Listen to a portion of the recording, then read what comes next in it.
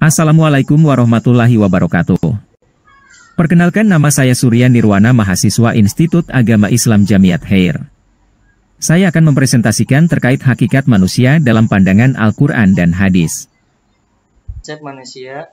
A. Penggunaan istilah dalam Al-Quran. Jika diperhatikan dengan seksama, penggunaan kata yang merujuk pada makna manusia dalam Al-Quran terdapat beberapa istilah. Istilah tersebut antara lain Bashar, Al-Insan, dan Al-Nas. Masing-masing istilah tersebut memiliki maksud dan perbedaan tersendiri.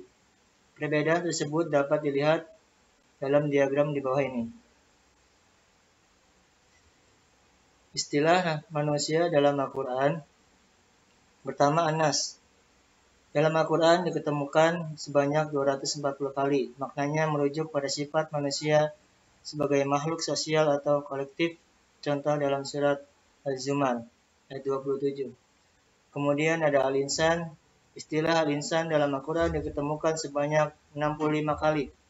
Maknanya merujuk pada sifat psikologis atau spiritual manusia sebagai makhluk yang berpikir, diberi ilmu dan mengembangkan amanah. Contoh dalam surat Al-Alaq, Al-Ahzab 72. Kemudian ada Al-Bashar. Istilah Al-Bashar dalam Al-Quran diketemukan sebanyak 37 kali. Maknanya merujuk pada sifat biologis manusia, seperti berasal dari tanah, makan, dan minum. Contoh dalam surat Al-Kahfi, Al-Hijr, Ar-Rum.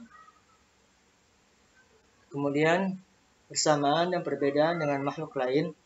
1. Persamaan dengan makhluk lain secara umum antara manusia dengan makhluk Allah yang lainnya, jin, malaikat, dan yang lain, memiliki kesamaan dari sisi orientasi tujuan penciptaannya, yakni sama-sama diberi tugas untuk beribadah pada Allah Subhanahu wa Ta'ala.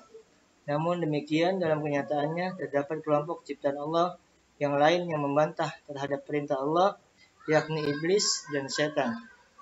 Hal ini sebagaimana terekam dalam Al-Quran surat Al-Baqarah ayat 34. Wa idh qulna lil malaikati isjudu li Adama fasajadu illa iblis abis wa kana minal kafirin.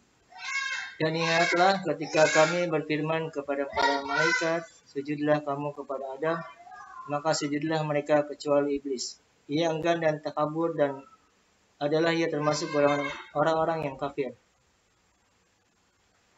Kedua, eksistensi dan martabat manusia. Tujuan pokok penciptaan manusia adalah semata-mata hanya untuk beribadah kepada Allah Subhanahu wa Ta'ala. Hal ini sebagaimana dijelaskan dalam Al-Quran surat Az-Zariyat 56 yang berbunyi, "Wa ma khalaqtul jinna wal insa illa liya'budun."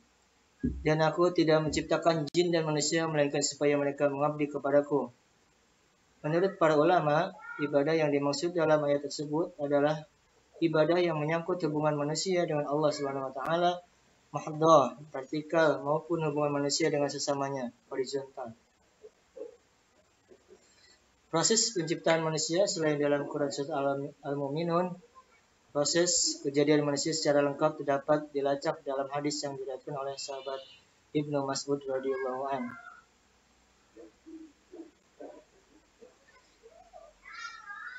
Berikut adalah fase terciptanya manusia.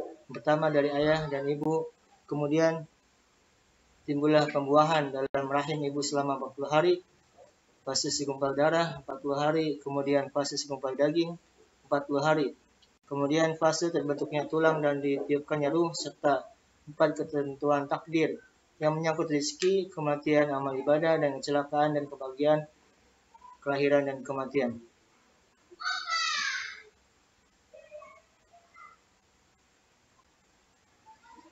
Kemudian ada fungsi dan peran manusia.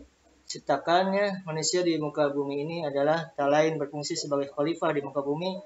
Peran tersebut sebagaimana dijelaskan dalam Al-Quran surah Al-Baqarah ayat 30 yang berbunyi, Wa idh qala rabbuka lil malaikati inni ja'ilun fil ardi khalifah. Ingatlah ketika Tuhanmu berfirman kepada para malaikat, sungguhnya aku hendak menjadikan seorang khalifah di muka bumi. Istilah khalifah dalam ayat tersebut memiliki makna sebagai penulis ajaran Allah dan pemakmur dan pengolah bumi beserta isinya. Proses penciptaan alam semesta dapat ditemukan dari ayat-ayat yang tersebar dalam beberapa surat. Akan tetapi informasi itu hanya bersifat garis besar atau prinsip-prinsip dasar saja. Karena Al-Quran bukanlah buku kosmologi atau buku ilmu pengetahuan yang menguraikan penciptaan alam semesta secara sistematis. Di antara ayat-ayat Al-Quran yang berbicara tentang proses penciptaan alam semesta ini adalah sebagai berikut. Quran Surat Al-Hud, yang artinya, dan dialah yang menciptakan langit dan bumi dalam 6 masa, dan adalah sesinggasananya sebelum itu di atas air, agar dia menguji siapakah di antara kamu yang lebih baik amalnya. Dan jika kamu berkata kepada penduduk Mekah, sesungguhnya kamu akan dibangkitkan sesudah mati, niscaya orang-orang yang kafir itu akan berkata, ini tidak lain hanyalah sihir yang nyata. Kemudian diterangkan juga dalam Quran Surat Al-Anbiya, yang artinya, dan apakah orang-orang yang kafir tidak mengetahui bahwa langit dan bumi itu keduanya dahulu adalah sesuatu yang padu, kemudian kami pisahkan antara keduanya, dan dari air kami jadikan segala sesuatu yang hidup, maka mengapa mereka tidak juga beriman? Kemudian dalam Quran Surat Al-Fusilat diterangkan bahwa sesungguhnya patutkah kamu orang kafir kepada yang menciptakan bumi dalam 2 masa dan kamu adakan sekutu-sekutu baginya. Yang bersifat demikian itu adalah Rabb semesta alam. Dan dia menciptakan di bumi ini gunung-gunung yang kokoh di atasnya. Dia memberkahinya dan dia menentukan kadar makanan-makanan penghuninya dalam 4 masa. Penjelasan itu sebagai jawaban bahwa bagi orang-orang yang bertanya, kemudian dia menuju kepada penciptaan langit dan langit itu masih merupakan asap. Lalu dia berkata kepadanya dan kepada bumi, datanglah kamu keduanya menurut perintahku dengan suka hati atau terpaksa. Keduanya menjawab, kami datang dengan suka hati. Maka dia menjadikannya 7 langit dalam 2 masa. Dia mewahyukan pada tiap-tiap langit urusannya, dan kami hiasi langit yang dekat dengan bintang-bintang yang cemerlang. Dan kami memeliharanya dengan sebaik-baiknya. Demikian ketentuan yang maha perkasa lagi maha mengetahui. Kemudian dalam Al-Quran, untuk menyebut alam semesta dia gunakan ungkapan samawati wal ard wa ma bainahuma. Ungkapan ini terulang sebanyak 21 kali dalam 15 surat yang berbeda.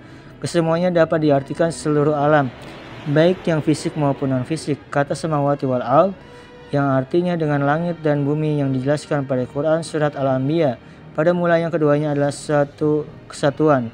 Kemudian Allah pisahkan menjadi 2, yaitu yang diangkatnya ke atas yang disebut langit, yang satu lagi dibiarkan terhampar di bawah tersebut dengan bumi. Karena adanya pemisahan antara langit dan bumi itu, maka terciptalah ruang kosong bernama awang-awang yang diungkapkan dengan kata wama bainahuma.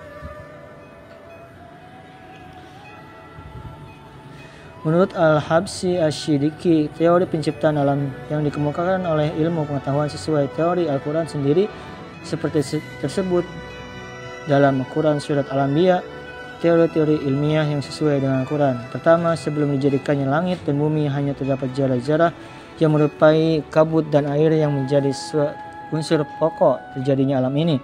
Kedua, langit dan bumi mulanya adalah suatu paduan.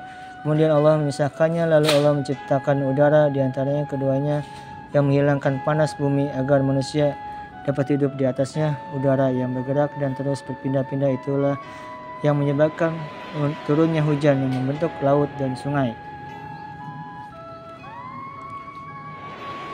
Dinamakan langit bukanlah planet tetapi ruang yang tidak terbatas dan hanya Allah sendiri yang mengetahuinya, dan ruang itulah yang menjadi tempat beredarnya seluruh bintang-bintang.